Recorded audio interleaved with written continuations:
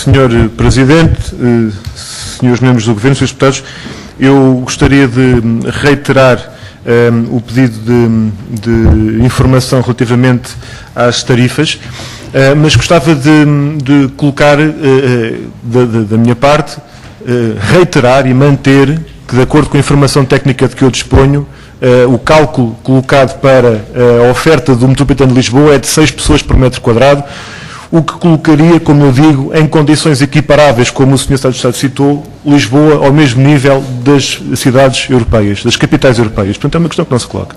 É evidente. Sobre o financiamento, já foi colocada a questão da página 45 das tarifas. Os senhores escrevem aqui a adequação dos tarifários ao custo efetivo do serviço prestado e aos valores médios equiparáveis europeus. Eu quero perguntar se os senhores querem mesmo dizer isto que escreveram, porque se é mesmo isto que querem dizer, então os senhores vão ter que aumentar o financiamento público em termos de cobertura dos custos operacionais, não é? Sim. E, portanto, vão ter que aumentar o financiamento público e baixar as tarifas. Porque, vamos ver, se nós avaliarmos a cobertura dos custos operacionais pelas tarifas que as pessoas pagam, Amsterdão tem uma cobertura dos custos pelas tarifas de 37,6%, Bruxelas 34,2%, Madrid 37%, Estocolmo 42%, Lisboa está perto dos 70% da cobertura dos custos pelas tarifas. Está muito acima da média europeia, como é óbvio, e em termos de financiamento público para cobrir os custos operacionais, está muito abaixo, como é evidente. E, portanto, se os senhores querem, uma coisa é os senhores quererem aproximar aquilo que se paga em termos de valor, em termos absolutos, mas então aumentem os salários. Porque é como nós dizemos, às vezes nós dizíamos, aumenta tudo menos a inflação, agora dizemos, aumenta tudo menos os salários. Aquilo que nós estamos a verificar é que o metro de Lisboa, que é a mais deficitária de todas as empresas em termos de cobertura de financiamento público, está nos 52% de cobertura pelas tarifas. E nós perguntamos, se nós tínhamos na década de 80 o passe L123 a 8,6% do salário mínimo e agora passa para 13% do salário mínimo nacional, os senhores vão aumentar em janeiro as tarifas para quanto? Qual é o aumento que os senhores prevêem? Para que as vossas contas batam certo, qual é o objetivo? Qual é a vossa meta? Qual é a vossa fasquia? Querem aumentar até quanto? E não é valores abstratos ou juízos de valor. Para que os senhores atinjam o objetivo que pretendem, quantos trabalhadores há a mais nas vossas contas, para que isto jogasse certo? E quanto é que as pessoas têm que pagar mais nas tarifas? Porque o financiamento faz-se cobrindo os custos operacionais e saneando financeiramente. Porque se os senhores puserem as empresas todas a dar lucro em termos operacionais, mas continuarem a pagar mais de juros do que de salários, que é o que acontece em algumas empresas públicas, então obviamente que isto é insustentável. Mas a culpa não é de quem lá trabalha. A culpa é de quem, ao longo das décadas, sucessivos governos, PSD, CDS, PS, fazem nas empresas públicas de transportes o que o Dr. Alberto faz na Madeira. Que é desorçamentar, que é esconder dívida. E, portanto, aquilo que nós perguntamos é muito concreto. E pergunto mais isto, vai pagar as indenizações compensatórias a tempo e horas? Vai acabar com este atraso e a dilação sucessiva no tempo? Então, porquê é que colocam no artigo 85 do Orçamento que o capítulo 60, onde isto se enquadra, pode ser pago até 15 de fevereiro de 2013? Então, os senhores querem pagar as compensações de 2012 em fevereiro de 2013? Que é para continuar a obrigar as empresas a irem à banca a pedir dinheiro emprestado para cobrir o atraso do pagamento que os senhores têm, que é o que está a passar hoje.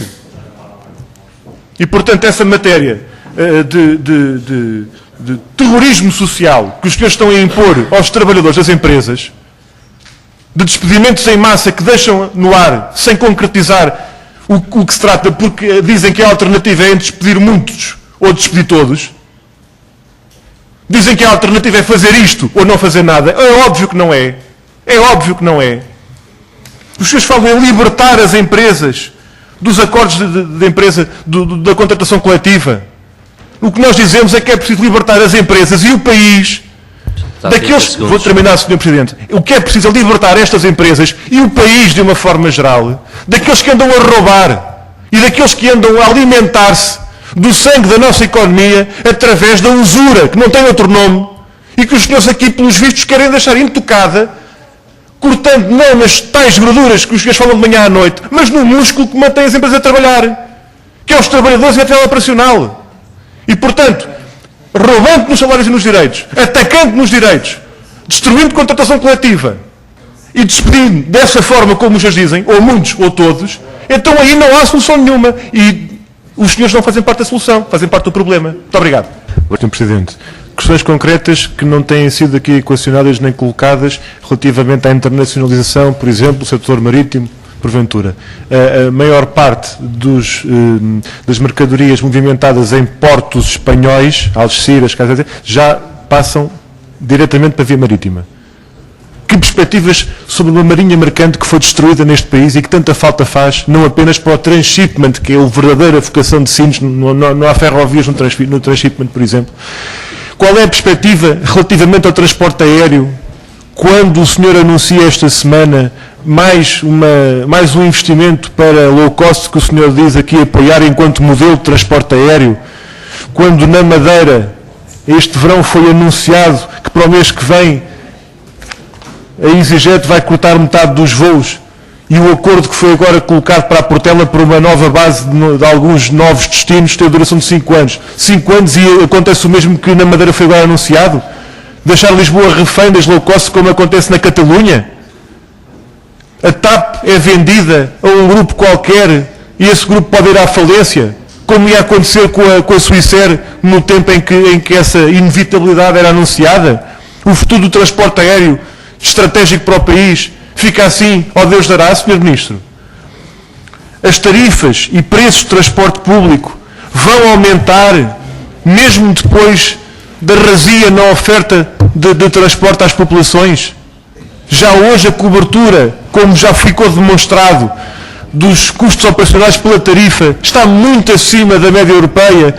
Quanto é que chega para os senhores? Quanto é que chega?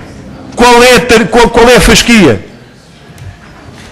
É insustentável sempre enquanto continuar a estar nas mãos, a economia e as empresas continuarem a estar nas mãos do poder económico e dos grupos financeiros. Será sempre insustentável. Por mais que o país lhes der, dirão sempre que não chega. O documento que os senhores apresentam é de uma desonestidade e de uma agressividade absolutamente chocantes em relação aos trabalhadores. Da mesma forma como os senhores vêm justificar que tudo foi respeitado e tudo foi cumprido na Carris, quando um trabalhador é despedido porque não podia usar gravata por razões de saúde, é declarado inapto e despedido da empresa porque não pode usar gravata e por isso não é um bom motorista. É com esta visão social e é com este respeito pelos trabalhadores que os senhores dizem ou despedimos muitos ou despedimos todos. Vêm-nos dizer que isto é mudar de vida. Sr. Ministro, isto não é mudar de vida coisa nenhuma, isto não é mudança, isto é carregar nas tintas. Isto é levar mais longe do que nunca a ofensiva que já vem de longe e é olhar para a política e para as opções que nos trouxeram aqui à beira do abismo e dizer agora é que vamos dar o passo em frente.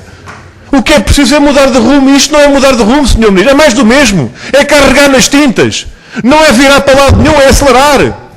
E em relação a isso, termino, Sr. Presidente, falar em acelerar, eu acelero, termino, dizendo o seguinte, havemos de mudar de vida, sim senhor, havemos de mudar de vida porque inevitável mesmo, é a luta das populações e de quem trabalha, porque estas inevitabilidades que os senhores nos anunciam andam há muitos anos a dizer e só até agora não se concretizaram em alguns casos exemplares e concretos, porque as populações se uniram, foram à luta e não deixaram que fossem por diante os vossos intentos. Muito obrigado, Sr. Presidente.